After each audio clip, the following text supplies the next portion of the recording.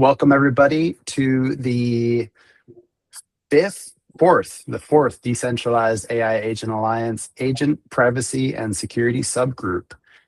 This is a DAIAA event and it's chaired by me, Chris Beal, Head of Operations at Open Matter. It's open to collaboration from anyone who wants to get involved. We've had some great collaborations from Joel recently and some other members who've been chiming in. We've been building some stuff that will hopefully help you in your agent deployment path. And we're going to dive into those today. So our agenda is looking like we're going to talk about some recent news and industry context. We will be going over the compliance guide that we've been building. And we have the 8 control areas that have been mentioned by Joel. I'd just like to go over those briefly again. We have something new. So Lou challenged us to move from discussion to actual standards. So we're proposing a DAIAA process and 2 inaugural proposals. Then we're going to move on to some implementation through ZKBC, which is the Zero Knowledge Boundary Compliance. That's currently being worked on in the HOL subcommittee. Then we'll talk about next steps and a little open discussion if we have some time. Until then, what I'd like to do is a quick intro. So I've heard from a number of you before, but if you're new here, I would like to just basically, hear who you are. Feel free to raise your hand or just unmute what brings you to the subgroup.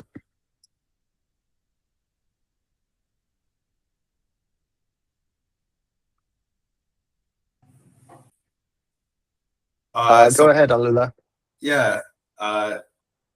Thank you, Chris. So hi, everyone. My name is Alula Zurian. I'm a founder of a company called Edge Labs and also another organization called Zulu AI Systems.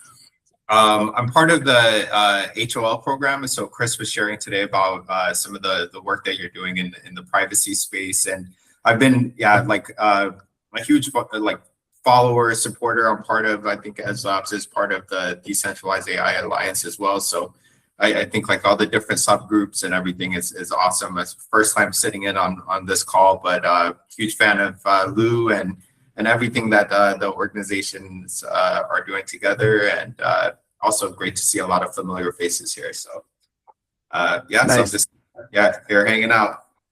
Awesome. Thanks, Lula. Dean, up next.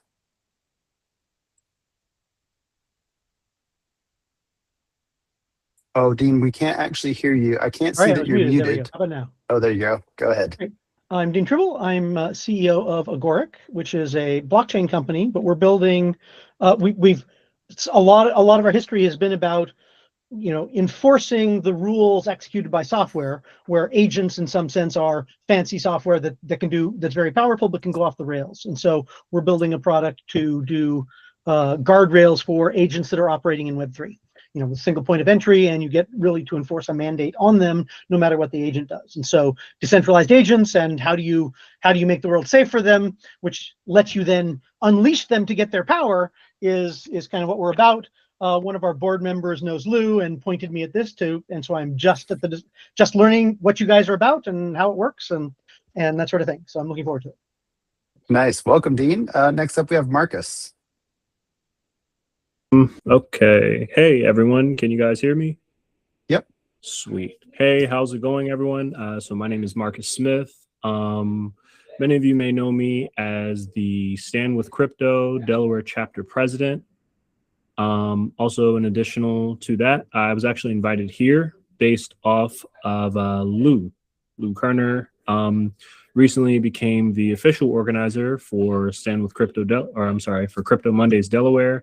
And then outside of all that, I do a lot of work in the real world asset space where I serve as the founder and CEO of a company called Moves. We built the world's first augmented reality messaging system. We do a lot of work in the immersive ads, geolocation space for conferences and large public events, working with sponsors and organizers around. So no, it's a pleasure. I have a lot of interest in, of course, decentralized AI, naturally being in the space. But yeah, this is my first time officially on this call with with you guys, but I've definitely met a lot of you in passing and stuff like that as well. Nice. Welcome, Marcus. And then Jacqueline, I see you've got your hand up as well. Hi, everyone. My name is Jackie Cooper. I'm a partner at Cogent Law Group, doing blockchain business, emerging tech law. Also the co-founder of the Maryland Blockchain Association, as well as the Blockchain Legal Institute and Digital Asset Regulatory Authority, of which we have different task force dealing with AI agents in commerce and other things. So definitely have been in our loose family of people for a while, and I'm excited to be here to see more about what's going on. Awesome. Great, Jackie. I didn't recognize you from your profile picture there, but we know each other. Great to see you, Crypto Mom. Yeah, exactly. Yeah, Crypto Mom 2 is my other Awesome. title. Well, I'm glad you've made it into our little work group here. Yeah, awesome to see you. All right, perfect. So yeah, if anybody else wants to announce themselves, by all means, just raise your hand at some point in time. Otherwise, we're going to dive in. So moving on to our first slide, we got some industry news and updates. I'm going to blast through these relatively quickly. So first up, we have Anthropic rushing to add watermarks as EU AI Act takes effect. Article 50 is live, and they are watermarking all outputs now. So the build window is the build window for high risk systems is real. 16 months until December 2027. We're going to be talking quickly about that in our compliance guide that we've built. Next up, we've got Deloitte, surveyed 500 enterprises. Only 5% are highly prepared for AI agents, and 70% don't trust or govern them. Everybody wants an agent, but nobody is ready. Next up, OpenAI agents with reduced safeguards discovered they could leave files for each other, found a 0-day, and spread across Hugging Face infrastructure in 13 hours. This is kind of a creepy one. They built a messaging board. OpenAI people took down the messaging board, and they were able to actually reconstruct it without the actual messaging board, just using the names of the directories. Kind of creepy, but this is the type of stuff that we're building to prevent moving forward. Then we have Zenity demonstrating intent collision, agents executing hidden instructions in your email. Your agent has your identity and permissions, but can't tell your intent from the injected one. So they were able to hide prompt injections and things like calendar invites and whatnot. Kind of creepy. Again, what we're here trying to prevent. And then last up, we had an Australian man's agent canceling a stranger's gym booking to move him up the wait list. You may have seen this one. He basically asked his agent to make a booking for him because, I don't know, if you've ever tried to make a booking in a gym class, they book up really quickly. You know, you've got 5 or 10 minutes after they open until all those slots are booked. So he just thought, okay, I'll make it a lot easier for me by getting my agent to do this, and the agent just took it one step too far and bumped some other people off the list. The developer was a bit of a white hat about it and asked his agent to actually come up with some solutions, how they could fix their booking process, and he helped them fix it in the end. But yeah, kind of creepy what agents are able to do currently without the proper guardrails in place. It just goes to show that we need to fix these old systems before we can really move forward with machine speed solutions. So this week I'd like to talk about the compliance problem. Again, Joel, I believe, is here. Yes, sir. Joel, you are here. Hey, Joel. Nice. So we're going to be revisiting some of the things that we talked about last week in your presentation. And one of the main things was the compliance problem. So here's why this keeps happening. Every framework requires evidence, logs, assessments, monitoring, but most assume the record holder is an acceptable custodian. The same entity generates, stores, defines, pass, and verifies. The auditor gets only an assertion, which isn't really an attestation. For traditional systems, maybe that's fine. For agents acting at machine speed across tools and jurisdictions, it's not enough. So we need evidence that's tamper-evident, policy-bound, and independently checkable. Anything you'd like to add to this, Joel? Well, No, I liked the examples that you just shared before in that previous slide.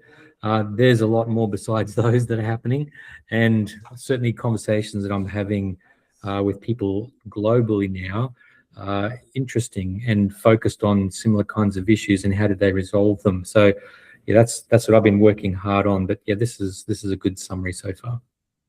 Nice, perfect. Okay, so another thing we've been working on is the agent compliance and verification guide. Now, originally this started off as a quick little compliance matrix that I put together with some of the different compliance guidelines globally, both. Dean, I see you've raised your hand. Did you want to add something in there? I had a question actually on the prior slide, just to understand the role of compliance here, because one of the usual problems is, checking stuff after the fact, which a lot of that looks like, when things are moving at compute speed, doesn't, the horse has already left the barn. And so where compliance is important, but is there also the prevention so that you have similar considerations about not letting them do something dumb in the first place? 100%. If that question is aimed at me, Dean. Yes. Yes, so certainly we would do the preliminary things. So what are the guardrails that need to be in place in the first instance that would prevent things like that from occurring, as opposed to just forensically discovering it? Our platform at Certison is definitely focused on structuring any kind of process or protocol or whatever, a rail of some sort, so that the agent, if it's doing its work, doesn't have the potential to do things that we just saw in that slide that Chris opened with. Great. And they can happen at machine speed for sure. So so long as you build the thing with the right understanding of what are the potential failure modes, then it makes it much easier for you to structure how to prevent them from happening. So a lot of the work that I've been doing recently is on what failure mode analysis do we need to understand, and so what presently happens, what has happened, and what do we think can happen in the future. So looking at it from those three perspectives has been quite a powerful bit of analysis work. So yeah, lots of effort towards preventing. Thanks. I'd also add on to that, something we'll be mentioning towards the end of this is the zero knowledge boundary compliance that's being currently spec'd out at HOL, and that is a way for it's essentially an execution boundary for agents who have to prove that they're compliant with company policy. If they're not, that execution fails. If they are, then it generates a zero knowledge proof to attest to the fact that they have been compliant, and an auditor can come through and check those zero knowledge proofs on chain to verify compliance without actually revealing the underlying information. They can take that one step further if they are a registered auditing body or a government body, someone who has the permissions to check the underlying information, and they can request that and have a key to unlock what data was actually involved. But yeah, we are building that around zero knowledge to protect the underlying data. So here we have our agent compliance and verification guide. This is really a practical reference for audiences, and those are governance and compliance, technical security, audit and assurance, and legal and strategic. As I mentioned before, it started off as a matrix that I had created around some different regulations and some implementation guidelines that Joel had created in conjunction with his presentation 2 weeks ago. And it's really turned into a behemoth of a document. So I'll just zip through it and share Sorry in advance, everybody. What's that, Joel? I said sorry in advance, everybody, because yeah, there's a bunch of stuff from my side for sure. But yeah, there's a lot of stuff. So I'll try and make this a little wider so it displays a little better on screen. But I'll zip through the outline of it. Essentially, what we're looking at here is, who should use the guide, core concepts, the compliance problem. So what frameworks already require, why agentic AI changes the evidence principle, what this means for you. Then it moves on to regulatory and audit obligation map. So what are you actually required to do as a deployer of an agent or a builder of an agent? Evidence maturity model, 8 control areas, which were developed by Joel. Reference architecture for verifiable agents, core architecture components, zero knowledge boundary compliance implementation and profile. Then we have our implementation checklist, standards proposals, what this guide does not claim, and then some appendices, authoritative sources. So realistically, we're pulling from the authorities who are publishing their requirements. And we want to point to those to make sure that there is some form of source hierarchy. EU AI timeline. Then we have technical standards, adversary model, global jurisdiction map, role inventory and reader map. Okay, so as I said, it's a big old doc. It's huge. Initially, this was meant to be a PDF handout. But I think, in my mind, what I've been viewing this as over the past couple of weeks has really been a living document, which we can update every quarter.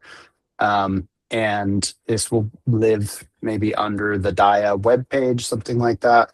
And it will be a quick reference for people to come when they're building an agent that, say, touches financial transactions in Asia. What do they need to do to be compliant? And they'll be able to come here and check that out. So currently this exists in our internal intranet, but it will be published soon. Anybody who wants to take a stab at it, have a look, add some comments, just drop your email in the chat and I'll grab that and add you as a commenter. So just right, one thing to add to that, Chris, if I can. Sure. The things that are in there are practical things as well as just theoretical things. So I'm presently deploying at least the parts that I contributed in this regard in my own platform for agents that we run and that we rent out. So I'm getting real-time feedback, if you will, on how this works. And so I'd be very interested if anyone else has got agents that they're deploying, whether they'd like to test the protocols that are being suggested in here and see what that looks like. I've got some people on the Internet Engineering Task Force as well that are doing some things as regards feedback for some of the other work that I'm doing for standards. But yeah, if anyone's doing agentic work, very happy to have actual feedback on it deployed using these kinds of principles and protocols. Yeah, good point, Joel. So I did share the link in the chat here, and it is open to public comments. So Jackie, go ahead. Quick question relevant to this, but not. How are you renting out your agents? So Citizen is a platform that does verification infrastructure. So it's all about trust transactions and trust relationships.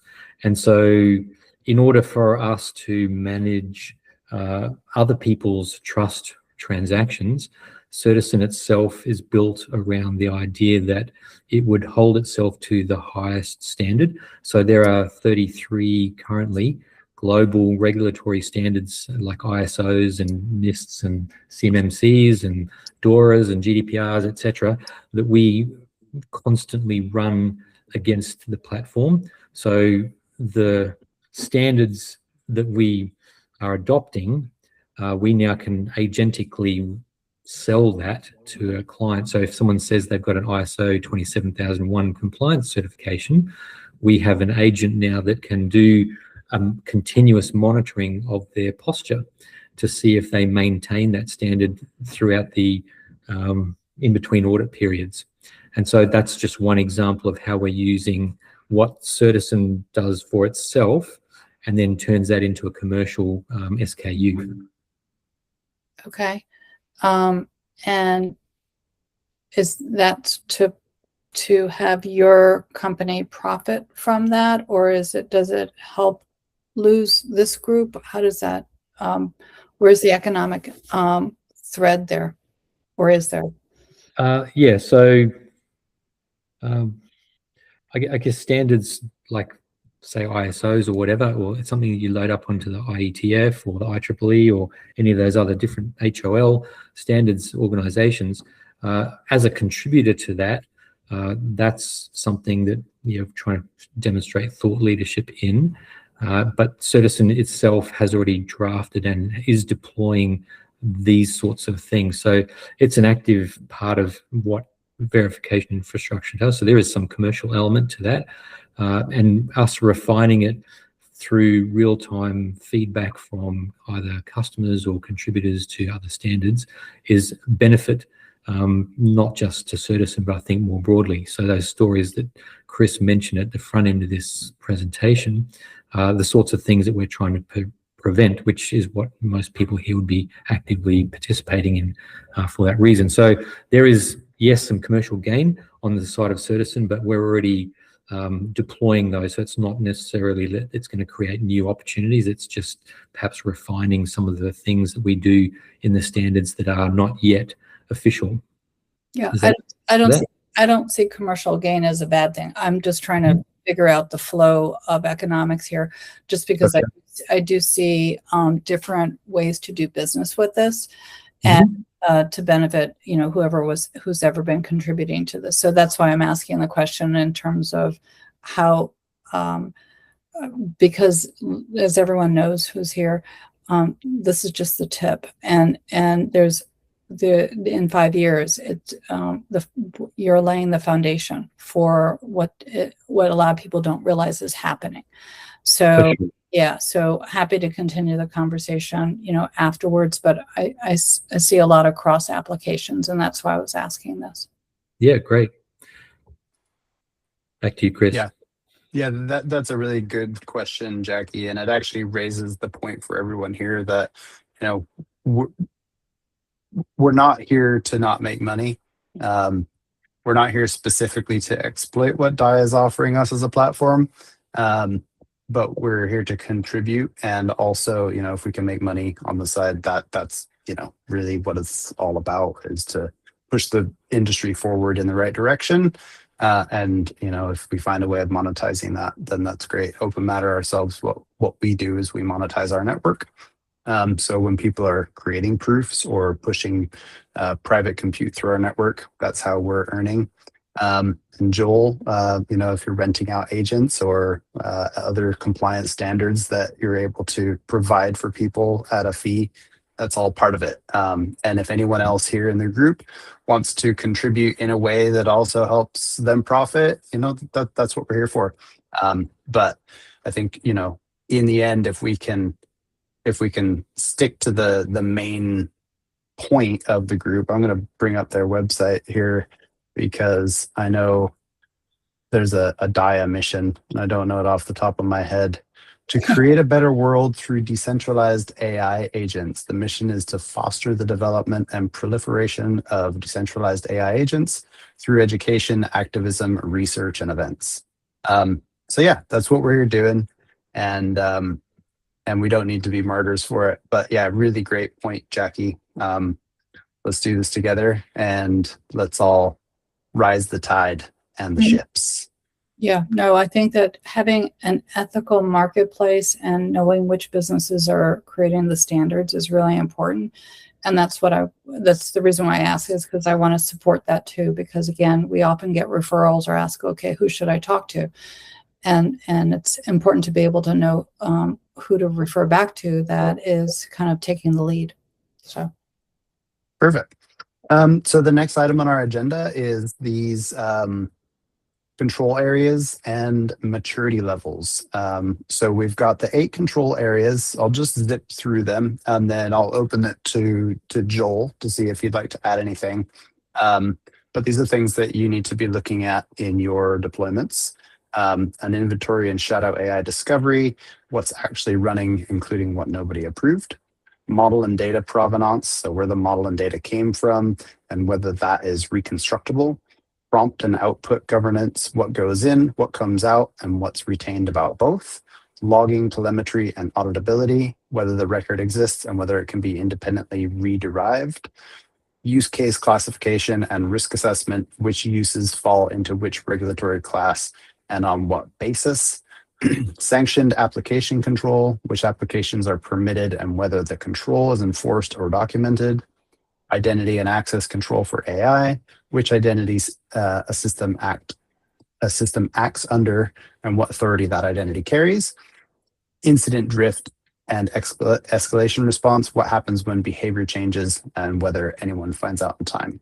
And then the maturity levels are documented, being level 1, the control exists and is described, the baseline expectation, and where most implementations honestly start today. Next is operational, the control is enforced in the running system, and the enforcement produces evidence rather than an assurance that it happened. And then we have adversarial ready, the control has been exercised against a party trying to defeat it, including the evaluation time, containment requirement, and survived with evidence. And I should also apologize to Joel because there should be a Certizen logo on here, stamp of approval, because that is your original work. Yeah. So anything you'd like to add there, Joel? Actually, there is. I've refined this model a little bit since I did that presentation. I have a few additional axes that are relevant. One of them is interesting that has been sort of because of work that I've been doing with MITRE and NIST specifically. So the idea of the identity is also interesting because it's not just about who's doing the work, but who's actually authorized to review it and what are they authorized to see. So as a regulator perhaps, or a law enforcement person, maybe if they're doing some digital forensic analysis, then agents that get involved in creating things or whatever. But the idea is there are certain types of roles besides the identity of the creation, but it's on the other side of the process. So who's actually looking at it for what purpose and what are they allowed to see in what context? Those sorts of things are interesting. So that adversarial ready stance, I've now tested that with some things from some of the federal agencies. So I think that's a really longer conversation, but yeah, there are some additional maturity levels and control areas or axes which I've added to that since I presented this. Okay, perfect. And so yeah, it is fluid and dynamic, I guess is what I'm saying, because there's so many different facets and different use cases require different sorts of things. Mm-hmm. Yeah, so we'll be adding that in, as you said, dynamic, this document, the compliance guide that we're building, as we add things in, they will appear there. So beyond control areas and maturity levels, now we move to the proposal process. So this is something that Lou had suggested that I think Lou's main goal is to become a type of standards body here at DAIAA. And I don't think that's wholly unachievable. And so this is kind of the first look at what that could be. And so we would start with a proposal intake, a standardized template, make it a low barrier to entry so anyone in the Alliance can submit a draft, often called an improvement proposal. So for example, a DAIP, Decentralized Agent Improvement Proposal. Public repository, so GitHub or similar, so proposals are versioned, diffable, and open to public comment from day one. Then we have a working group triage, so this is routing proposals into relevant working groups, and then a work group lead or rotating steward confirms the proposal is well-formed and non-duplicative. Moving on to number 3 is draft and discussion phase, so time-boxed public comment period. Require at least one reference implementation or prototype, use structured discussion channels. Then we have review and revision, technical review by designated committee, rotating or elected or reputation weighted, depending on the governance philosophy that we adhere to. Proposal author, so revise based on feedback, disagreements get logged transparently rather than resolved off thread. Number 5 is a formal vote or ratification. So we define the quorum and threshold rules in advance. Then we consider a 2-stage vote or something similar. Then adoption and versioning. So we would publish ratified standards with clear version numbers and change logs, maintain a deprecation migration policy so implementers aren't blindsided by breaking changes, and track adoption metrics. And then finally, a governance meta layer. So we define how the process itself can be amended, a constitution or a charter document, and we build in conflict of interest disclosure for proposals tied to specific commercial products. Again, that's touching back on what Jackie had mentioned there. So yeah, this is something that we will continue to develop. I have a basic doc that was shared with me from Lou. And we can publish this. I don't know if it's actually open because I can actually share it. Anyone with the link is an editor. Okay. So I'm just going to take the plunge here and go and share that. This is now a built-in public document shared live in our group. So feel free to pop in there and make any adjustments that you see fit, and we can turn this into a proper process, and we can start to publish some decentralized agent improvement proposals, starting with drum roll, please. Joel, back to you. These are some. We don't have to cover this today if you don't want to. But, I figured this would be a good kicking off point. So you had mentioned some collaborative filings in our last meeting. There were 4, 2 of which you said you'd already made some good progress on. Mm-hmm. And then there were 2 others, which were tamper-evident for regulatory logs and adversarial exercise as attestation grade. So how would you feel about potentially publishing these as decentralized agent improvement proposals, or would you prefer to push them through the existing channels, or what are your thoughts on this?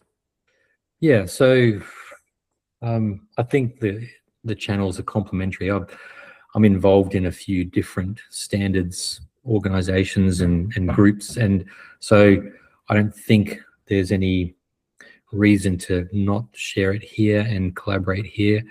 I think it's actually powerful that there's people that show up every time you have a meeting and they say, hey, let's talk about these sorts of things. So it's much better if you can do it like this in a forum, as opposed to just backwards and forwards on emails and other types of applications. So I don't mind putting it through this process.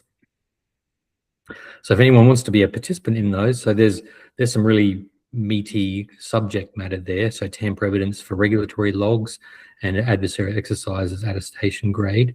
The first one is kind of interesting to me. I just spent some time a couple of weeks ago now over in DC and in Virginia, in Arlington at the Digital Forensics conference, and the topic of conversation there was around tamper-evident, and so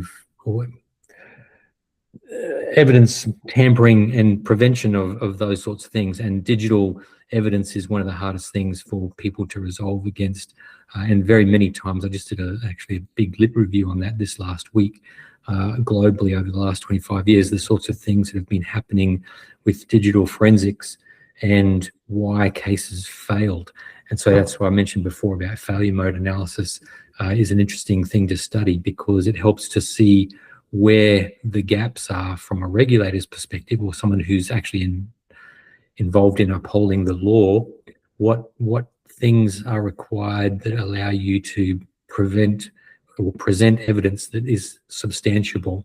And so that's what I've been working on, and which is part of the reason why Certicen exists in the first place, actually, is because I've had some personal experiences professionally and personally as an investor with things that were not done in the way that I thought they should be done, and evidence that was actually manufactured that I didn't discover until after the fact, causing material loss. So for me and for organizations that I've worked with. So these are all personal subject matters to me, and they're not just sort of things to sort of talk about and discover. But yeah, this stuff I think is very real. And in the world we operate in today, there is far too much latitude provided to organizations that really should be held to higher account, and to individuals as well, who are doing things that, because of the structure of the legal system and regulatory processes, we can't get to the answer that we know actually is really there. And so this is just a way for us to build in a bit more rigor into the process and to the outcomes that we can derive. Yeah, fantastic. I love both ideas. And it will be interesting to see what that looks like over time as we start to publish those as DAIPs or decentralized agent standards, and move in that direction for DAIAA as a whole. So next slide is actually a connection to the implementation of these, and how Open Matter is implementing the framework with its zero knowledge boundary compliance. So DKBC produces the evidence properties the framework requires, which are for tamper-evident logs through threshold cryptography, policy-bound actions through zero-knowledge proofs. So these are non-tamperable. These are proofs that exist on-chain, and immutable chain. So you can go back and check the compliance, and you can check the work that was done without fearing that anything was changed after the fact. And then for adversarial resilience through five-party, we do this through our five-party architecture that tolerates 4 malicious nodes. So we're using MPC, which is a means of converting your data into shares that are distributed across 5 nodes. Up to 4 of them can be malicious, and you still can't retrieve any of that data. So zero knowledge boundary control is one implementation. The framework is technology neutral. So you can build your own frameworks around this. And that's the type of thing that we're doing over at HOL. Joel recently joined HOL, so welcome to that work group as well, Joel. And if anyone else here is interested in joining HOL as a standards producer, then just reach out to me on Telegram or otherwise, and I'll put you in touch with the team. So moving on to what's next. I guess we need to finalize guide 1 and publish. That guide is the agent compliance guide, which I shared with you earlier. I'm aiming to get this published within the next 2 weeks, hopefully on the DAIAA website. We'll have some discussions in the back channels about where that could go or how that is published. But yeah, look to see something live within the next 2 weeks. Then we have the Charter version 0.1 governance meta layer. So I'm going to speak to Lou about how he wants to approach this, and what sort of governance we can build around this, how voting is done. I don't know if there is a Crypto Monday token. I don't think there's a DAIAA token. So I'm not really sure how voting will actually take place. But there's plenty of governors here, so we can figure that out as we go along. And then the draft filings. So we'll be working on this either in the Telegram group or just in the DMs with Joel on LinkedIn or elsewhere. So if you're happy to contribute like Zoe is, then by all means, let's do it. Let's put it all together and push forward. So questions that I've got for the group today. what's missing from the control areas for your use cases. So if anybody's out there deploying and you see something that wasn't covered in the control areas, is there anything that you'd like to add there? I'll just leave the floor open for 10 seconds here, see if anyone raises their hand.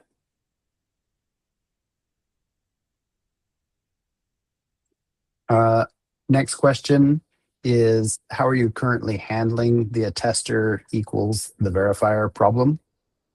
So the human centipede problem, you might call it, of people attesting to their own attributions.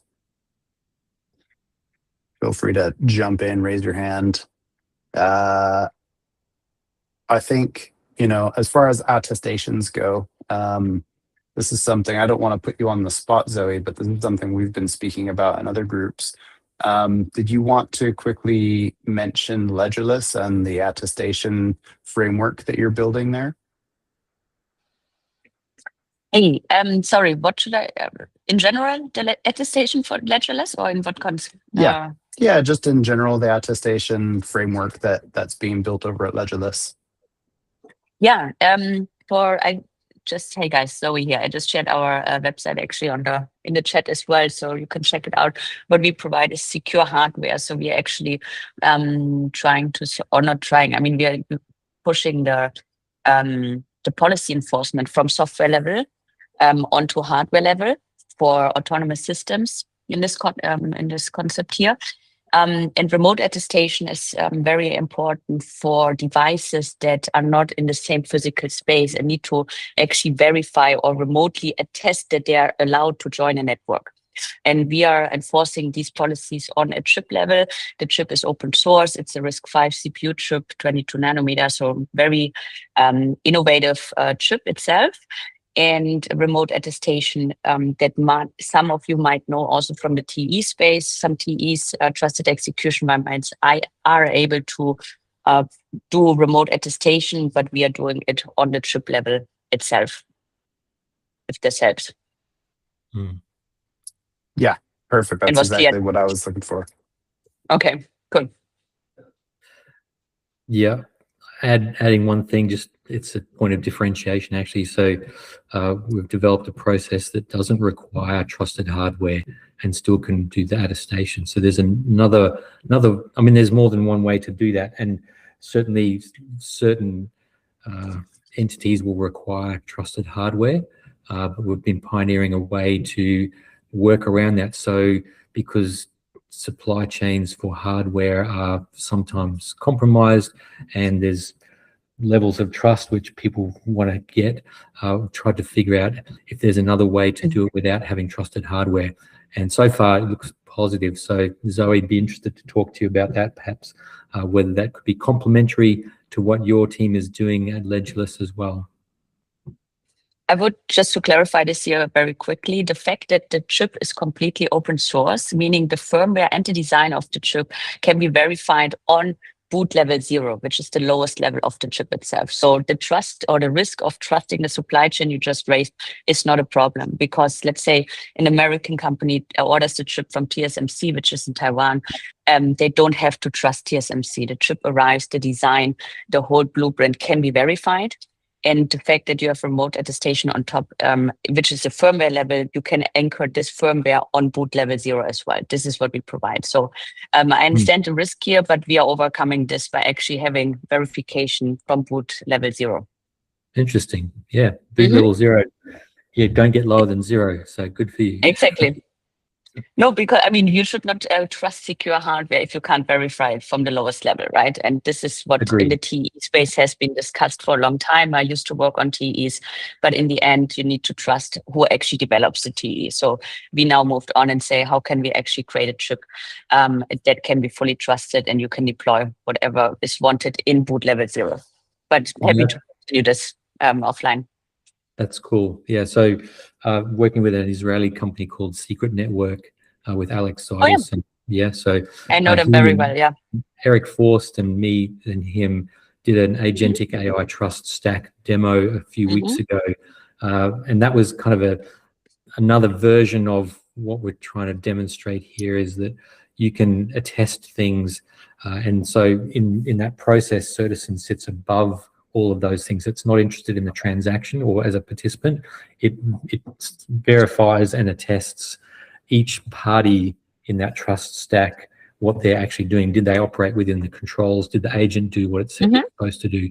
So there's lots of use cases. And so why we've developed at Citizen the things to do with non-secure hardware is in regards to data sovereignty, and that's where the idea came from.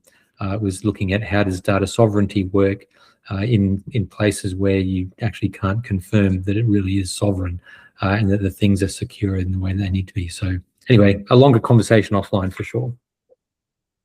Yeah, I used to work with Fala Network, also direct competitor to Secret, and I know the Secret team very well. But in the end, it's a cloud-based solution, right? TE. So we're just moving the level lower in the architecture. Great. But yeah, let's continue the conversation, Joel. Happy to. Cool. Hey, Jackie, I see you got your hand up there.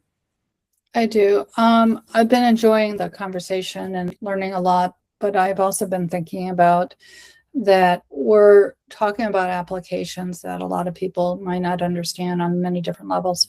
And primarily those that are going to be, and I think, Joel, you mentioned this before, implementing the policies or the laws.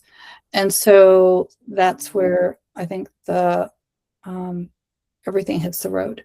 So we can, create standards, but then how do we roll it out, and how do we kind of implement this into laws, and then apply it or not apply it, because I don't want to have too many things regulated, because you still need freedom. But as the group starts thinking about the legal applications or the policy side, and how do we want to roll this out, either on the federal or the state side, that's where I would like to get pulled in, whether it's from the Maryland side or the Blockchain Legal Institute side. I think that this security aspect that everyone's been talking about, as well as the economic aspect, has implications that a lot of the agencies already understand, but they might not be aware of all the players. And so that's just bringing that up, as a point of conversation. Yeah, that's a fantastic addition, Jackie. Thank you. And something we should definitely explore moving forward, especially as it pertains to the standards that Lou would like to explore.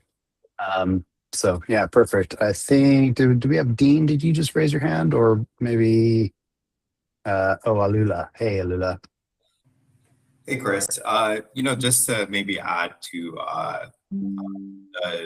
the part about governments, I think also like for enterprises, for businesses, I have like clients that I build things for, and I, have AI tools and various things. But what really resonated to me was a few slides back where you were sharing about, the governance, right? And I think and for me, I look at things in a very modular, form. I think it was right before this piece, right before the proposal, right here. And so I'm thinking like, okay, like, how many companies are out there right now that, need to have a governance process around, is your system secure, right? Like, do you, so just like in my mind, I'm just thinking from a business perspective. Also, this is very practical and very. You would have to. No, yeah, absolutely agree there. And that's really what our guide is for. So you can come in, see how you need to become compliant, and then how you implement that compliance throughout your entire stack. So yeah, awesome. I'm glad that we were able to cover a lot of this today. So it's coming to the end of our meet today. I can see that it's starting to get dark outside. I don't have my eclipse glasses, but I'm still going to get out. This is the first eclipse I've ever experienced. We've opened the floor for some discussion, had some very fruitful talks around governance, standards, attestations, etc. Our next meeting is in 2 weeks. I will actually be in ETH Belgrade. I've got a talk there where I'll be speaking at ETH Belgrade and doing some other activities at Belgrade Blockchain Week. So I'll be reporting from the road, but I will be tuning in and hopefully I'll have a presentation to give you. But if anybody would like to contribute to next week's or the presentation in 2 weeks' time, reach out to me. I'm on Telegram at NFThinker, or you can find me at chris@openmatter.network. And by all means, we'd love to hear from you and how you'd like to contribute. Jackie, I'd especially like to hear from you on the legal side and how we might be able to push some of these standards through to make them law. So yeah, here's the link to the Telegram group, the DAIAA Telegram group, and here is the link to our next event. I'm gonna bang them right in here into the chat as well. So here is the next Luma event, boom. And then our next, scroll down here, our Telegram group, if you're not in it already, here's the link, boom, hop into Telegram. We have a subgroup there, which is privacy and security. And I'll see you in there. I'll be sharing the slides from this week, and you can find some of the resources from the previous weeks as well. So thanks everybody for attending. Open the floor one last time. If anybody has anything to say, now's your chance. No? Perfect. Well, this has been a really good meeting. Thanks. Oh yeah, thanks everyone for attending. Really Enjoy the appreciate you eclipse. all. I will. All right. I'll see you all later. Bye-bye. Bye bye.